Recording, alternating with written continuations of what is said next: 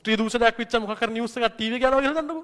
TV එක off කරලා තාත්තා දුවනවා. හරිද? ඒ කියන්නේ මේ ළමයාට ඇහුනොත් එහෙම ළමයා දූෂණය වෙයි කියලා බයි ඉන්නේ. ළමයි ගිහිල්ලා අහන වෙන කාගේ හරි අයියා කෙනෙක්ගෙන් තමයි ඒක අහගන්න යන්නේ. ඒකේ අයියාගේ විධිමත් අධ්‍යාපනයක් නැහැ. අයියා දෙන අධ්‍යාපනය වැරදි ඊට පස්සේ. හරිද? ඊට පස්සේ වැඩේ වැරදුනාට පස්සේ තමයි දැනගන්නේ අයියා දුන්නේ වෙන අධ්‍යාපනයක් කියලා. දැන් දැනටත් සාමාන්‍යයෙන් ඔය ලිංගික අධ්‍යාපනයේ ළමයින්ට දෙනවනේ ඉස්කෝලවල නැත්තේ නෑනේ. දැන් සාමාන්‍යයෙන් ඔයාලා පොඩි කාලේ 6 වසරේදී 9 වසරේ පොත කියවන්න බලනවනේ. බලලා නැද්ද? මම නම් කියවලා තියෙනවා. හරිද? හරිද? ඒ කියන්නේ හොරෙන් අරන් කියවන්නේ. හරිද? ඒක ආයේ හංගන්න දෙයක් නෑ. කුතුහලේ ඉස්සර හරිද? එන කුතුහලේ. අර සමහරවෝ හිතන් ඉන්නේ බැන්දාම ළමයි හම්බ වෙනවා කියලා හිතන් ඉන්නේ. ඒ කියන්නේ අර ඇඟිලි දෙක බඳින්නේ ඔහම කරලා බැඳමු ගා ළමයි කම්මසිරි බඩේ හම්බ වෙනවා. හරිද? ඒකල හිතන් ඉන්නේ. හරිද? සමහර පොඩි උන් එහෙම හිතන් ඉන්නේ. ඒක අර එක එක විවිධාකාර සිතුවිලි. ඒතර අර ඕනවට වඩා පොඩි කාලේ දැන් ඔයාලට ඉස්කෝලේ අර අච්චු පොතේ ඔක තියෙනවා. සෞඛ්‍ය පොතේ එහෙම තියෙනවා. හරිද? ඔය දැන් කේස් එක තියෙන ඉස්කෝලේ ඉන්න ගුරුවරු ඉන්නේ. ඉස්කෝලේ ඉන්න ගුරුවරුන්ට ඔක උගන්ව ගන්න බෑ ලැජ්ජයි. විශේෂයෙන් දැන් ඔය පිරිමි ඉස්කෝලේ ඉන්න අර කාන්තා ගුරුවරු ඉන්නවනේ විද්‍යාව ටීචර්ස්ලා ඉන්නවනේ. ඒගොල්ලන්ට ඔක පැහැදිලි කරගන්න බෑ ලැජ්ජයි. මොකද කරන්නේ? එදා දවසේ යනවා වෙන ගුරුවරයෙක් කියවනවා. අපටත් ඕක ඔහොම වුණා. ඒ කියන්නේ අපි හින ආසයෙන් බලන් ඉන්නවා විද්‍යාව පොතේ. අද තමයි හරිද ප්‍රජන්‍ය කරන දවස. හරිද? අහලා මිස්කෙන් ප්‍රශ්න කොනගෙන ආය කතා දෙකක් නෑ. හරිද? මිස් ආවේ නෑ. හරිද? ආය වෙන මිස් කෙනෙක්. අවිල්ල හොඳට ලස්සනට මේ පාඩම් මේ පිළිවෙලට පැහැදිලි කරලා කියලා දුන්නා. ඒක අවුලක් නෑ. ඒක අර ගුරුවරුත් උගන්වන්න ලැජ්ජා. යන්න එතන ඒක අයින් කරන්න ඕනේ. දැන් අර හැ කියන එක හැ කියන්න බෑ දැන්. අද ප්‍රජන්‍ය පටන් ගන්නවා පාඩම කියලා කිව්වම හෑය කියලා හරියන්නේ නෑනේ. ඒකත් මේ මිනිස්සුගේ කනවා බොනවා වගේ ඒ වගේම දෙයක් සාමාන්‍ය සිද්ධියක්. ඒක සාමාන්‍යකරණය කරන්න අර ළමයින්ට සාමාන්‍යකරණය කරලා කියලා දෙනවා නිසි වයසේදී ගුරුවරුන්ට ඒක සාමාන්‍යකරණය වෙලා නෑ. ඒකයි සීන් එක. සමහර අය ප්‍රජන්‍ය පටන් මිස් කවුද ප්‍රජන්‍ය කරන්නේ කියලා යාර අහක බලා ගන්නලා ඉන්නකින් ඉන්නේ. ඒ වැඩි හිටියෙක්ගෙන් ඒ වගේ රෙස්පොන්ඩ් එකක් ඒ වගේ ප්‍රචාරයක් එතෙන්ද වැරදි.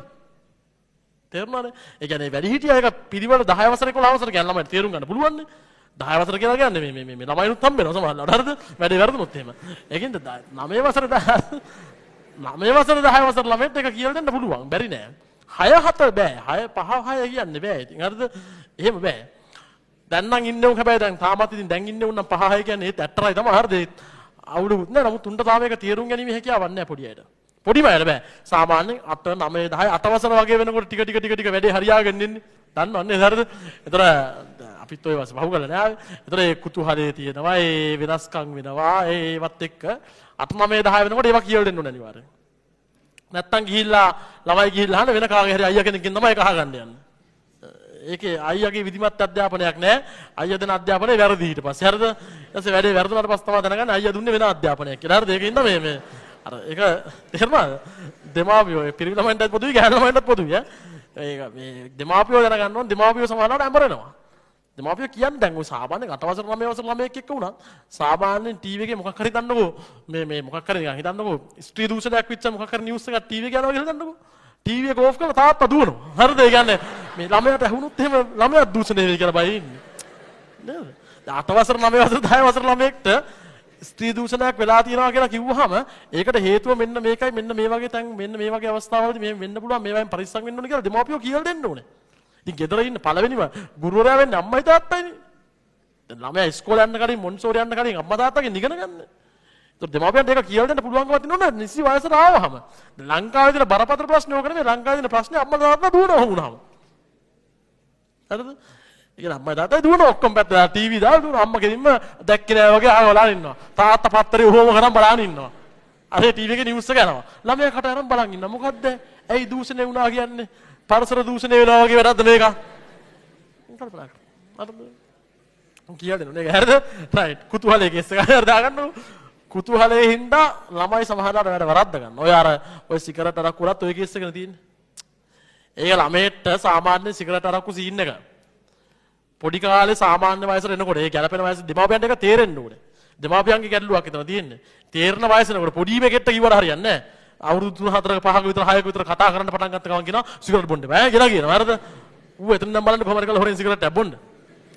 හරිද? ඒ කියන්නේ ওই පොඩි කාලේ ගෙවල් කොල්ලෝ ඉඳලා නැද්ද? ওই සමහරවල් තාත්තා හරි නැත්තම් මාමෙක් හරි කවුරු කෙනෙක් වීසි කරලා දාපු සිගරට් එක කොටයක් අරන් උරලා බලලා නැද්ද? එහෙම ඉන්නවා. හරිද?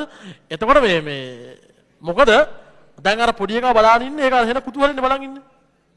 ඒතර ඒක අර සාමාන්‍ය උන්ට කියලා දෙන්න ඕන. තේරෙන වයස කියලා දෙන්න ඕනේ මේක මෙහෙමයි මේ මෙහෙම දෙයක් තියෙනවා මේක මහලුකු දෙයක් නෙමෙයි.